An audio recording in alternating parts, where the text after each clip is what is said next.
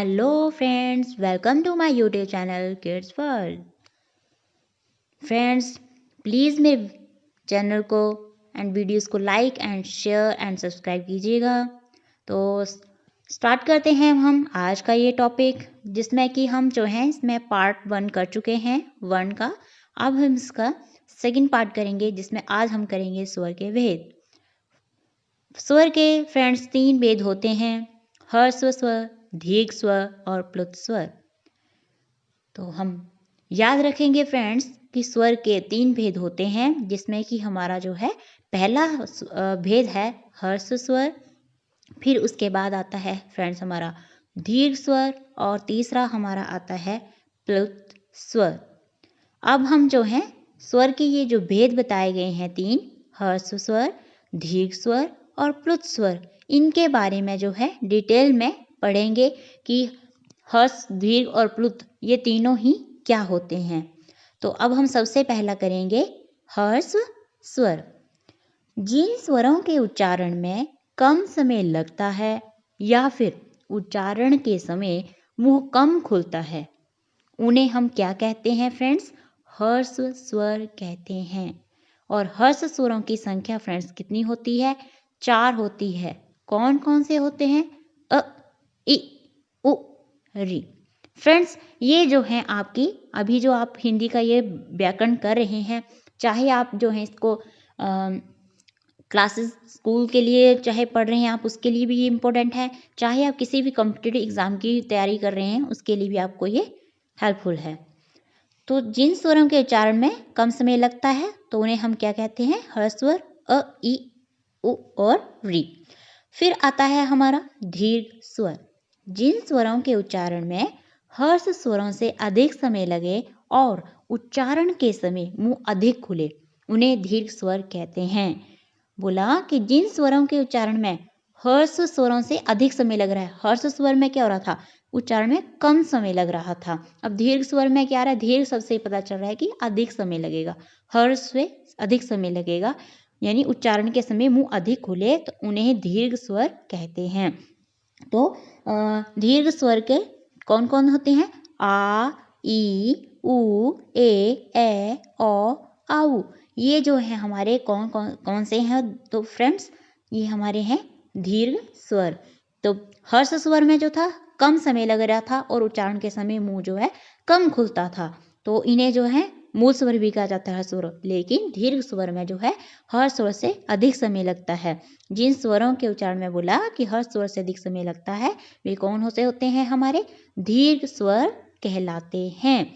अब हमारा आता है थर्ड, प्लुत स्वर। तो इन स्वरों के उच्चारण में फ्रेंड्स ह्रस्व स्वर से 3 गुना अधिक समय लगता है, और इसको लिखते समय स्वर के आगे ये जो आपको चिन्ह बताया गया है, ठीक है, ये चिन्ह लगा देते हैं हम, ठीक है। जैसे हमने जो है ओम लिखना है, तो ये जो आपको मैंने लिख के बताया हुआ है, ओम को हम जो है ऐसे भी लिखते हैं, दोनों तरफ जैसे लिख सकते हैं। तो ये जो बीच का है ये भी ओ, उ और म, इनको मिलकर बना, ये उ का निशान है, ठीक है, चिन्ह है। तो ओ, उ, म को मिलकर बन जाता है फ्रेंड्स हमारा ओम बन जाता है। तो और व्यंजन के साथ जिन स्वर्ण चिन्हों का प्रयोग किया जाता है वे मात्राएं कहलाती हैं। फ्रेंड्स, याद रखेंगे कि व्यंजन के साथ जिन स्वर चिन्हों का प्रयोग किया जाता है वे मात्राएं कहलाती हैं, ठीक है। तो स्वरों की मात्राएं आपने पढ़ी हैं, ठीक है, अ से अहं तक जो भी हमारी आती हैं वो उनमें मात्राएं आती हैं, ठीक है। तो आपने जो है ये अच्छी तरह से पढ़ी ही हैं, ठीक है।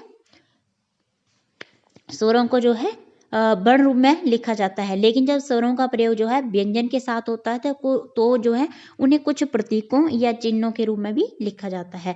अब हम करेंगे व्यंजन के भेद। तो व्यंजन के फ्रेंड्स 3 भेद होते हैं। कौन कौन से होते हैं फ्रेंड्स?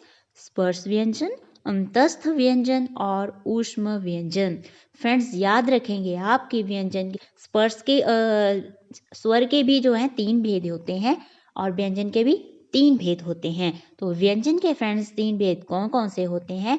पहला आता है फ्रेंड्स हमारा स्पर्श व्यंजन, सेकंड आता है हमारा अंतस्थ व्यंजन और थर्ड हमारा आता है ऊष्म व्यंजन। स्पर्श व्यंजन को इंग्लिश में कहते हैं म्यूट वॉवेल्स एंड अंतस्थ व्यंजन को कहते हैं सेमी वॉवेल्स और ऊष्म व्यंजन को क्या कहते हैं, सिबिलेंट्स वोवेल्स। ठीक है फ्रेंड्स, अब हम करेंगे स्पर्श व्यंजन। जिन व्यंजन वर्णों के उच्चारण कंठ, तालु, मूर्धा, दंत्य या ओष्ठ की सहायता से करते हैं, अर्थात वायु इनको स्पर्श करके बाहर निकलती है, तो वे व्यंजन जो है स्पर्श व्यंजन कहलाते हैं। और हिंदी में स्पर्श व्यंजनों की संख्या कितनी है फ्रेंड्स, 25 है। तो जिन व्यंजन वर्णों का उच्चारण जो है वो कंठ, तालु, मूर्धा, दंत्य या ओष्ठ की सहायता से करते हैं, या वायु इनको स्पर्श करके बाहर निकलती है, तो हम इनको फ्रेंड्स कहते हैं स्पर्श व्यंजन। स्पर्श शब्द से ही हमें स्पष्ट हो रहा है कि यानी जो है वायु इनको स्पर्श करके बाहर निकलती है, तो इन्हें हम जो है स्पर्श व्यंजन कहते हैं। ये कंठ, तालु, मूर्धा ये हमारे क्या हैं, उच्चारण के स्थान हैं। फ्रेंड्स, इनको जो है आगे हम वीडियो में एक्सप्लेन जरूर करेंगे, इस पर एक वीडियो जरूर बनाएंगे कि हमारे उच्चारण स्थान क्या हैं, कौन कौन से होते हैं, तो इस पर हम जरूर चर्चा करेंगे। ठीक है, तो याद रखेंगे कि स्पर्श व्यंजन जो कितने होते हैं, हिंदी में स्पर्श व्यंजन 25 हैं। ठीक है, जिसमें कि अब हम जो है आगे पढ़ेंगे कि उच्चारण कहाँ से आता है, कौन सा वर्ग होता है और कौन कौन से व्यंजन होते हैं। तो कंठ, तालु, मूर्धा, दंत और ओष्ठ की सहायता, जिन व्यंजन वर्णों का उच्चारण जो है इनकी सहायता से होता है, उनको हम फ्रेंड्स कहते हैं स्पर्श व्यंजन। अब हम करेंगे उच्चारण। देखिए फ्रेंड्स, कंठ ये कौन से वर्ग में आता है, वर्ग में, यानी वर्ग में जो भी क से तक जो भी व्यंजन होंगे वो हमारे कंठ के उच्चारण स्थान में आएंगे, वर्ग। कल भी मैंने पिछले वीडियो में आपको बताया था कि क्वर्ग, च्वर्ग, ट्वर्ग, त्वर्ग, पवर्ग। ठीक है, शॉर्टकट इसमें ही आप इसको याद रख सकते हैं कि जैसे क, च, ट, त, प। ठीक है, क्वर्ग, च्वर्ग, ट्वर्ग, त्वर्ग और पवर्ग।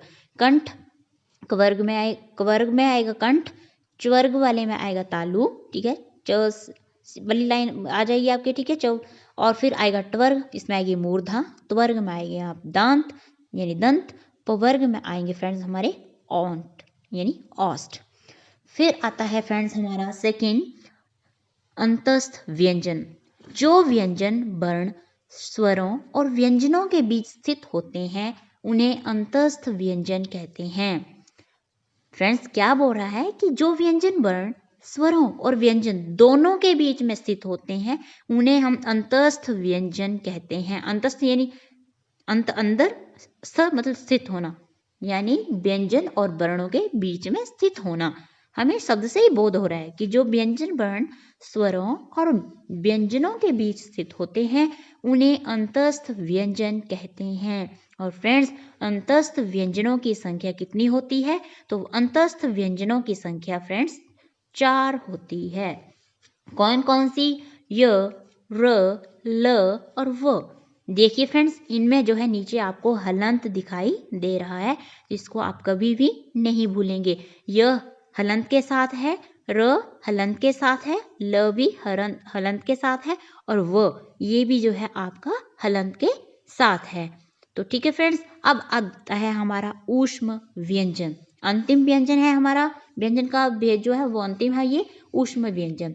जिन व्यंजन वर्णों के उच्चारण के साथ वायु मुख से टकराकर ऊष्मा या गर्मी करे वे व्यंजन वर्ण ऊष्म व्यंजन कहलाते हैं। ऊष्म क्या होती है, गर्मी ही होती है ना। ठीक है, ऊष्मा। तो जिन व्यंजन वर्णों के उच्चारण के साथ वायु मुख से टकराकर ऊष्मा या गर्मी करे वे व्यंजन वर्ण हमारे फ्रेंड्स क्या कहलाते हैं, ऊष्म व्यंजन कहलाते हैं। तो ऊष्म व्यंजन भी 4 होते हैं, श, श, हर, हो। ठीक है, ये भी आपके हलंत के साथ ही आएंगे। ठीक है, तो जब भी आप जैसे श बोलते हैं तो वायु जो है हम जब उच्चारण कर रहे हैं श वर्ण का जब हम उच्चारण कर रहे हैं तो हमारी वायु मुख से टकराकर ऊष्मा कर रही है। देखिए आप बोल के श, तो वायु जो है मुख से टकराकर ऊष्मा कर रही है, तो ये हमारे क्या हुए, व्यंजन वर्ण। तो ये था हमारा टॉपिक सेकंड पार्ट।